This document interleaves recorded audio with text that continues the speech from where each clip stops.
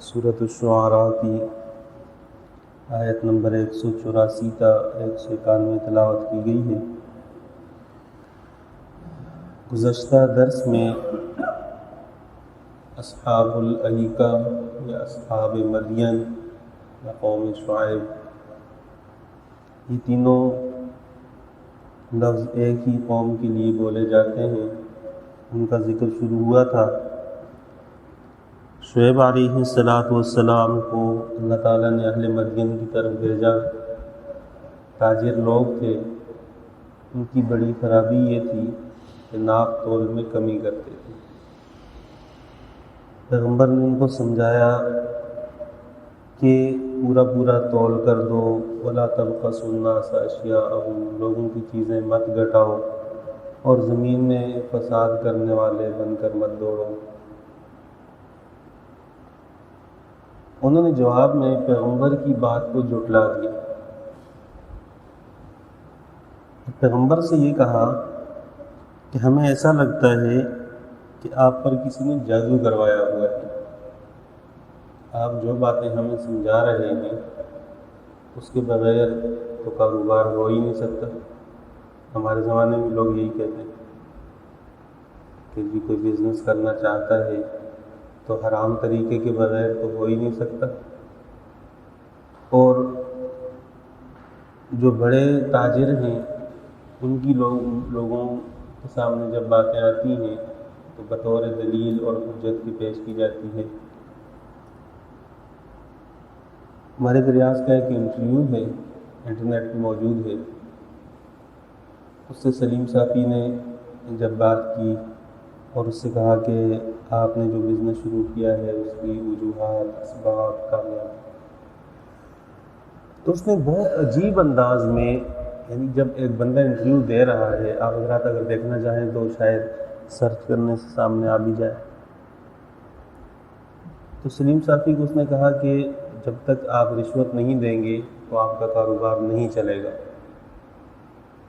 پھر اس نے کہا کہ میں نے کاروبار کرنے کی کوشش کی تھی، کاروبار ناکام ہوا ہے۔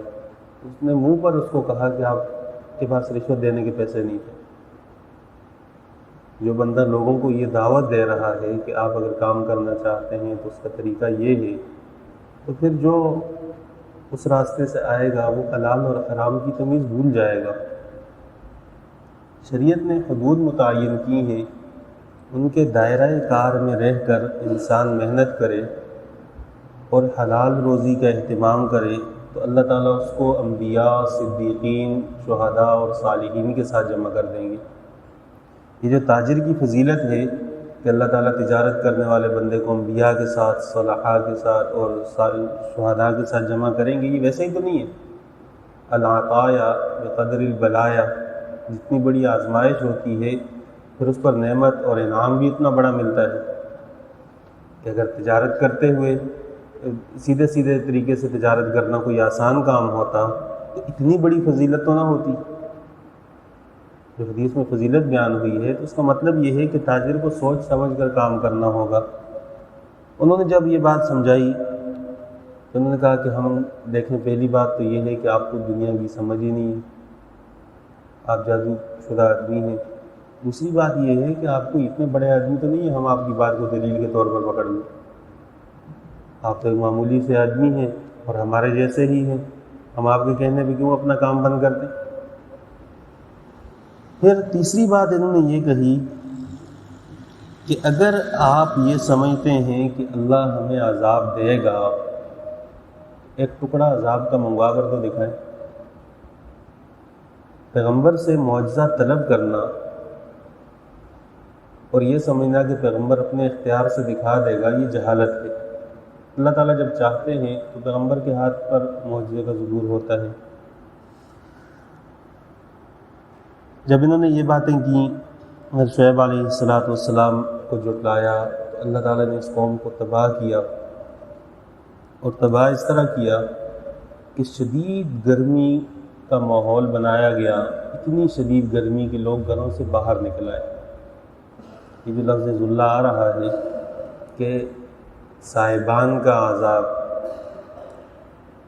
جب یہ باہر نکلے تو دور ان کو بادل نظر آیا، یہ سارے کے سارے لوگ اس بادل کے نیچے پہنچے، وہاں ٹھنڈ تھی، ٹھنڈی ہوا تھی، جب سارے وہاں جمع ہو گئے اس بادل کے اندر سے آگ برسنا شروع کی۔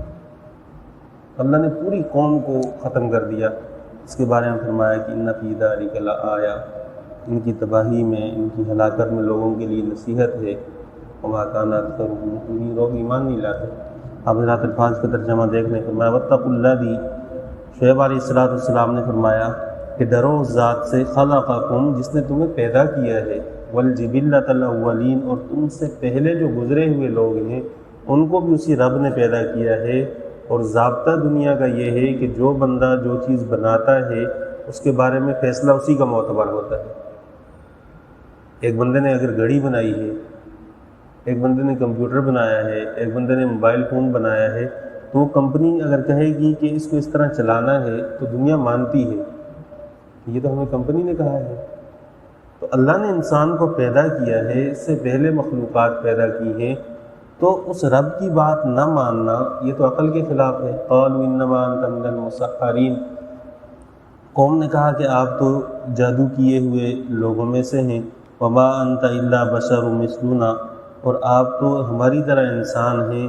وان نظنک لمن الکاذبین، اور یقیناً ہم تو آپ کو جھوٹا سمجھتے ہیں، آپ جھوٹ بول رہے ہیں۔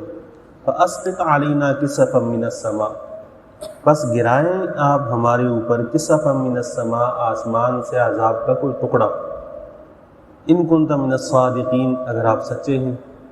قال، پیغمبر نے فرمایا ربی اعلم بما تعملون، میرا رب جانتا ہے جو تم کرتے ہو۔ فکذبوہ، ان پس انہوں نے جھٹلایا پیغمبر کو۔ فاخذہم، بس پکڑ لیا ان کو عذاب یوم الذلہ، سائبان کے عذاب کے دن۔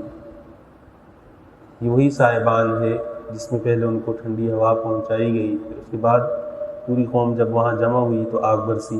انہ کان عذاب یوم عظیم، بے شک وہ بڑے دن کا عذاب تھا۔ ان فی ذلک لآیہ، بے شک اس میں نشانی ہے۔ وما کان اکثرهم مؤمنین، اکثر لوگ مانتے نہیں ہیں۔ کہ اللہ تعالیٰ جب سزا دینا چاہتے ہیں تو مجرم اپنے پاؤں سے چل کر سزا کی جگہ پر پہنچتا ہے۔ گھروں سے تو نکلے تھے کہ ہم ٹھنڈی ہوا کے لیے جائیں گے، خود چل کر گئے اور عذاب کا شکار ہوئے۔ وَإِنَّ رَبَّكَ لَهُوَ الْعَزِيزُ الرَّحِيمُ، اور باقی جو دنیا میں لوگوں کو مہلت دی جاتی ہے اس کی وجہ یہ ہے کہ اللہ تعالیٰ غالب تو ہیں لیکن صفت رحمت سے بھی متصف ہیں۔ اللہ تعالیٰ ڈھیل دیتے ہیں کہ بندہ لوٹ کر آ جائے۔ اللہ تعالیٰ سے دعا ہے قرآن تعلیمات پر عمل کرنے کی توفیق عطا فرمائے۔